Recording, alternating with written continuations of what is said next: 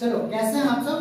तो आज की क्लास में जो है ना हम देखने वाले हैं, यहाँ पे पढ़ेंगे फ्रॉग। और ये फ्रॉग जो है ना नीट के सिलेबस में भी ऐड कर दिया गया है। 2024 का जो ये नीट होने वाला है ना उसमें फ्रॉग पूछा जाएगा। तो अभी हम बेसिकली फ्रॉग का जो है ना इंट्रो देखेंगे, इंट्रोडक्शन फ्रॉग के बारे में समझेंगे कि फ्रॉग कैसा होता है, फ्रॉग कहाँ पाया जाता है। बात समझ में आ रहा है? चलिए तो स्टार्ट करते हैं। फ्रॉग के बारे में जो है ना, ये फ्रॉग जो है ना बोथ लैंड और फ्रेश वाटर मतलब पानी और जमीन दोनों पर पाया जाता है। बात समझ में आ रहा है? ये फ्रॉग जो है ना जो क्लास से बिलोंग करता है वो क्लास होता है एम्फीबिया। कौन सा क्लास से बिलोंग करता है? एम्फीबिया। ये फ्रॉग जो एम्फीबिया क्लास से बिलोंग करता है तो फ्रॉग का जो फाइलम हो जाएगा वो फाइलम हो जाएगा कॉर्डेटा।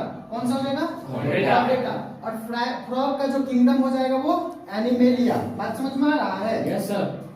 इंडिया में जो मोस्ट कॉमन स्पीसीज फ्रॉग का पाया जाता है ना वो पाया जाता है रैना टेग्रिना। कौन सा? रैना टेग्रिना। मैंने आप सभी लोगों को साइंटिफिक नाम लिखना बताया था ना? Yes sir. साइंटिफिक नाम में ये पहला नाम जो होता है ये इसके कौन सा नाम होता है? जीनस का नाम होता है। और ये इसके स्पीसीज का नाम होता है, स्पीसीज का नाम। अब यहाँ पर फ्रॉग का जो बॉडी टेम्परेचर होता है ना वो कांस्टेंट नहीं होता है। मतलब एनवायरनमेंट के साथ फ्रॉग के बॉडी का टेम्परेचर चेंज होते रहता है। जब कभी भी किसी भी एनिमल्स का एनवायरनमेंट के साथ बॉडी का टेम्परेचर चेंज हो जाए तो उस कंडीशन में जो है ना उसका बॉडी टेम्परेचर, बॉडी को हम बोलेंगे ये कौन सा एनिमल है? पोइकिलोथर्मस। इसको कोल्ड ब्लडेड एनिमल बोलेंगे। कौन सा? Cold blooded animal. मतलब जिस भी ऑर्गेनिजम्स का बॉडी का टेम्परेचर एनवायरनमेंट के साथ वेरी करे तो उस एनिमल्स को हम क्या बोलेंगे? Cold blooded animals. और जिसका एनवायरनमेंट के साथ वेरी ना करे उसको क्या बोलेंगे?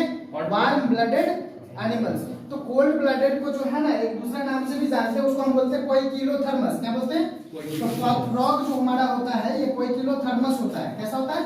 पोइकिलोथर्मस। इसका मतलब ये हो गया कि एनवायरनमेंट के साथ इसका बॉडी का टेम्परेचर वेरी करेगा। ओके, समझ में आया? Yes sir. अब यहाँ पर जो है इसके बॉडी का कलर भी जो है ना चेंज होता रहता है। सबसे पहली बात कि ये फ्रॉग अपना बॉडी का कलर क्यों चेंज करता है?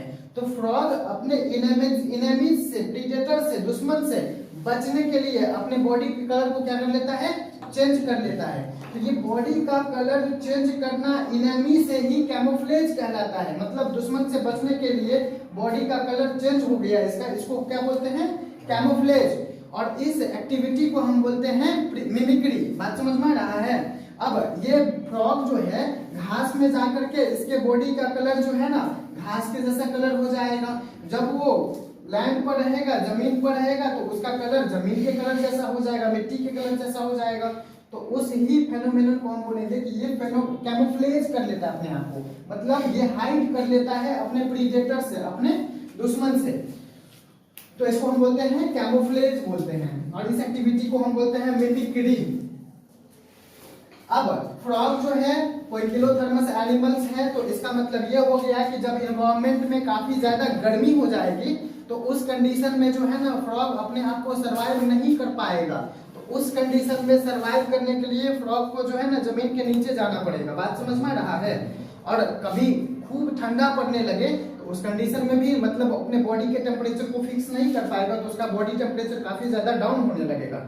इन दोनों कंडीशन में जो है काफी पीक समर में और विंटर में दोनों कंडीशन में फ्रॉग के बॉडी के टेम्परेचर के लिए जो है ना काफी ज्यादा दिक्कत आने लगता है, अपना बॉडी टेम्परेचर को मेंटेन नहीं कर पाता है। जिस कंडीशन में क्या होता है कि वो एनवायरनमेंट में जो है ना अपने आप को डीप बॉरो कर लेता है, मतलब जमीन के अंदर में चला जाता है। बात समझ में आ रहा है? वो अपने आप को सोचो कि ढक लेता है।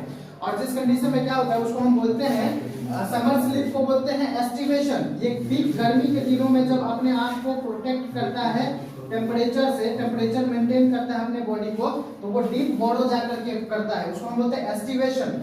और ठंडा के दिनों में जिसको विंटर स्लीप बोलते हैं इसको हम बोलते हैं hibernation.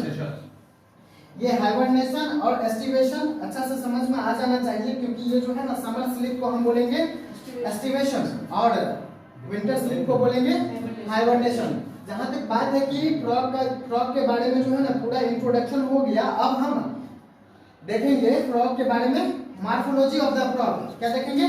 Morphology of the frog. ठीक, चलो अभी तुरंत मैंने देखा फ्रॉग का इंट्रोडक्शन है ना। अभी आप सभी लोगों को बढ़िया से समझ में आ गया होगा फ्रॉग का इंट्रोडक्शन। और अब स्टार्ट करते हैं मॉर्फोलॉजी के बारे में। फ्रॉग का जो साइंटिफिक नेम है इंडियन फ्रॉग का वो है रैना टिग्रिना।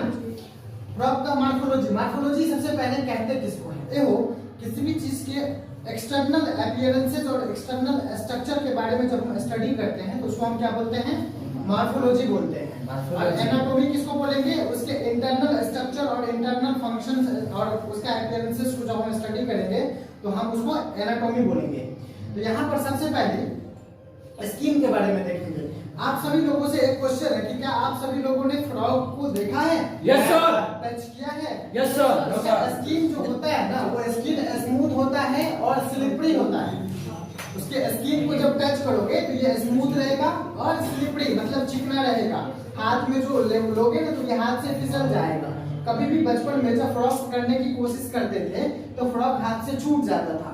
वो इसलिए छूट जाता था क्योंकि उसका स्किन जो है ना स्मूथ होता है और स्लिपरी होता है। ओके, ये स्किन जो है सर स्मूथ और स्लिपरी क्यों होता है फ्रॉग में? तो क्योंकि उसके स्किन पर प्रेजेंस होता है म्यूकस। क्या होता है? म्यूकस रिलीजिंग ग्लैंड उसके स्किन में प्रेजेंट होता है जो उसमें ऑलवेज जो है ना म्यूकस को सिक्रीट करते रहता है। इसीलिए उसका जो स्किन होता है वो स्लिपरी और स्मूथ बन जाता है। ये ऑलवेज मेंटेन करता है मॉइस्ट कंडीशन को। कैसे कंडीशन को मेंटेन करता है? मॉइस्ट कंडीशन को मेंटेन करता है। मॉइस्ट का मतलब होता है चिपचिपा गीला टाइप का स्ट्रक्चर। बात समझ में आ रहा है? ओके, अब यहाँ पर जो है इसके स्किन का जब हम कलर देखेंगे तो इसके स्किन में जो डोर्सल साइड का कलर होगा वो ऑलिव ग्रीन कलर होगा और वेंट्रल साइड का कलर जो होगा वो पेल येलो कलर होगा। तो यहाँ पर देखिए ये जो फ्रॉग है इस फ्रॉग में सबसे ऊपर के साइड को हम बोलेंगे क्या बोलेंगे? Dorsal side. और इसके जस्ट अंदर वाले पार्ट को बोलेंगे हम वेंट्रल साइड। तो ये जो डोर्सल साइड हुआ इसको पहचानने का तरीका हम आप सभी लोगों को बता दें कि कब हम बोलेंगे कि इसको डोर्सल साइड और कब हम बोलेंगे इसको वेंट्रल साइड। याद रखने के लिए बता देते हैं। जो सामने वाला फेस होता है ना ऐसे हम छोटा सा मतलब इस तरीके से हमने याद कर लिया था, हमको ये समझ में नहीं आता था। जैसे भगवान के लिए कहते हैं ना कि आगे में भगवान रहता है हार्ट में, हार्ट के पास हनुमान जी को जो भगवान दिखाना था तो वो सीना को चीरे और उसके बाद क्या दिख गया? राम और सीता उसमें दिख गया। तो वो आगे से चीरा था कि पीछे से चीरा था? तो आगे से। तो सर आगे से ही भगवान होता है, इसका मतलब बहुत से वेंट्रल साइड में जो है ना भगवान होता है और भगवान जिस साइड होता है उस साइड को हम बोलेंगे वेंट्रल साइड और पीछे वाला साइड को हम क्या बोलने लगेंगे? Dorsal side. तो जब वेंट्रल साइड देखते हैं हम फ्रॉग का तो हमको इसका कलर जो है ना पेल येलो कलर दिखाई देता है और जब हम डोर्सल साइड देखते हैं तो ऑलिव ग्रीन कलर दिखाई देता है और इरेगुलर स्पॉट उस पर दिखाई देता है। देखिए इस पर जो है ना इसका कलर जो डोर्सल साइड में है वो ग्रीन है और इरेगुलर स्पॉट है। ये जो धब्बा टाइप का स्ट्रक्चर दिखाई दे रहा इसको ही इरेगुलर स्पॉट बोलते हैं। अब फ्रॉग जो है ना कभी भी पानी नहीं पीता है। इसका मतलब हो गया frog can never be drink water. और इसका जो वाटर जब ये ड्रिंक नहीं करता है तो वाटर को कैसे एब्जॉर्ब करता है? तो अपने स्किन के द्वारा। फ्रॉग जो है अपने स्किन के द्वारा वाटर को एब्जॉर्ब कर लेता है। बॉडी जो होता है ना फ्रॉग का वो हेड एंड ट्रंक में डिवाइडेड होता है। नेक और टेल फ्रॉग में एब्सेंट होता है। क्या होता है? एब्सेंट होता है। फ्रॉग में हेड बॉडी जो होता है फ्रॉग का वो हेड और ट्रंक में डिवाइडेड होता है, बस दो ही पार्ट में। तो नेक जो हो गया गर्दन वाला पार्ट और टेल जो हो गया ये फ्रॉग में एब्सेंट होगा। ओके ठीक। अब देखते हैं कि माउथ जो होता है ना फ्रॉग का उसके जस्ट ऊपर जो है ना पेयर ऑफ नॉस्ट्रिल प्रेजेंट होता है। मतलब दो छेद होता है जिससे फ्रॉग जो है ना जमीन पर सांस लेता है और उसमें हम बोलते हैं कि ये नॉस्ट्रिल है, नाक है। क्या है? पेयर ऑफ नॉस्ट्रिल प्रेजेंट होता है। आईज जो होता है फ्रॉग का वो आईज बल्ज जो होता है और कवर्ड होता है एक मेम्ब्रेन से जिसको हम निक्टिटेटिंग मेम्ब्रेन बोलते हैं। क्या बोलेंगे? Nictitating membrane. ये बहुत ही याद रखने वाला पॉइंट, इंपॉर्टेंट पॉइंट है जिसको हम बोलते हैं निक्टिटेटिंग मेम्ब्रेन। ये फ्रॉग में फ्रॉग के आई कोड पाया जाता है। ये इसको प्रोटेक्ट करता है। जब ये पानी में रहता है ना फ्रॉग तो इसको इसके आईज को प्रोटेक्ट करता है। Either side of the eyes के दोनों तरफ जो है ना टिम्पैनम मेम्ब्रेन होता है। एक मेम्ब्रेन होता है जिस मेम्ब्रेन को हम बोलते हैं टिम्पैनम मेम्ब्रेन। ये ईयर का काम करता है और रिसीव करता है साउंड सिग्नल्स को। टिम्पैनम मेम्ब्रेन जो होता है ये फ्रॉग में साउंड सिग्नल को रिसीव करने का काम करता है, और बॉडी में साउंड सिग्नल को रिसीव करने का काम जो भी करे उसको हम ईयर कहेंगे। इसमें एक्सटर्नल ईयर एब्सेंट होता है, जैसे हम लोगों का एक्सटर्नल ईयर पिन्ना है उस तरीका से फ्रॉग में ये एब्सेंट होता है। इसकी जगह पर केवल ये जो है ना एक मेम्ब्रेन लाइक स्ट्रक्चर होता है जिसको हम टिम्पैनम बोलते हैं, और आईज के ऊपर में जो मेम्ब्रेन होता है उसको हम निक्टिटेटिंग मेम्ब्रेन बोलते हैं।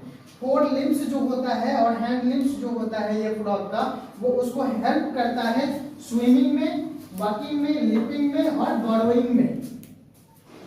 स्विमिंग, लिपिंग, वॉकिंग एंड बर्रोइंग में जो है ना फोर लिम्स और हैंड लिम्स यूज कर मतलब उसको हेल्प करता है। ये हैंड लिम्स जो होता है ना इसमें 5 डिजिट्स होता है, मतलब जो पीछे वाला मतलब लिम्स होता है उसमें 5 डिजिट्स होता है, और फोर लिम्स में जो है ना टोटल 4 डिजिट्स होता है। फीट जो होता है फ्रॉग का वो वेब्ड स्ट्रक्चर होता है। फ्रॉग का जो फीट है, पैर वाला जो स्ट्रक्चर है वो वेब डिजिट का मतलब ये एक फीट डिजिट दूसरे डिजिट से इंटरलिंक्ड है जालीनुमा स्ट्रक्चर से, और वो उसको हेल्प करता है स्विमिंग में। किस चीज में हेल्प करता है? स्विमिंग में हेल्प करता है। देखो मेल फ्रॉग और फीमेल फ्रॉग जो है ना डिस्टिंग्विश किया जा सकता है सेपरेटली, इसी को हम बोलते हैं फ्रॉग जो है ना सेक्सुअली डायमॉर्फिज्म शो करता है। मतलब सेक्सुअली डायमॉर्फिज्म का मतलब ये हो गया कि मेल फ्रॉग अलग होगा और फीमेल फ्रॉग अलग होगा, जो कि देखने से ही पहचान में आ जाएगा। मेल फ्रॉग में कुछ कैरेक्टरिस्टिक फीचर ये है कि साउंड प्रोड्यूसिंग वोकल सैक्स प्रेजेंट होता है, और कपुलेटरी पैड इसके 4 लिम्स में जो है ना first digit of the 4 limbs, आगे वाला जो लिम्स है उसमें फर्स्ट डिजिट जो है उसमें कपुलेटरी पैड प्रेजेंट होता है मेल फ्रॉग में। तो उससे हम पहचान लेंगे कि ये फ्रॉग मेल है। जिस फ्रॉग में साउंड प्रोड्यूसिंग वोकल सैक्स प्रेजेंट है और कपुलेटरी पैड प्रेजेंट है 4 लिम्स के फर्स्ट डिजिट में, उसको हम बोलेंगे मेल फ्रॉग्स। पहचान लेंगे बड़ा आसानी से। और ये फीमेल फ्रॉग में एब्सेंट होता है, जिसमें भी ये कपुलेटरी पैड जो है ना एब्सेंट रहे उसमें उसको हम क्या बोलेंगे? ये फीमेल फ्रॉग है। चलिए अब हमने मॉर्फोलॉजी बहुत ही अच्छा तरीका से देख लिया। एनसीईआरटी का लगभग हर एक पॉइंट को जो है ना कवर कर लिया। इस मेन मॉर्फोलॉजी में जो है कुछ पॉइंट याद रखने वाला हुआ, निक्टिटेटिंग मेम्ब्रेन और टिम्पैनम से क्वेश्चन आता है। हैंड लिम्स में कितना डिजिट होता है, फोर लिम्स में कितना डिजिट होता है। सेक्सुअली डायमॉर्फिज्म है तो मेल फ्रॉग में क्या क्या पाया जाएगा? ये साउंड प्रोड्यूसिंग वोकल सैक्स और कपुलेटरी पैड प्रेजेंट होगा, जो कि first digit of the 4 limbs में आएगा।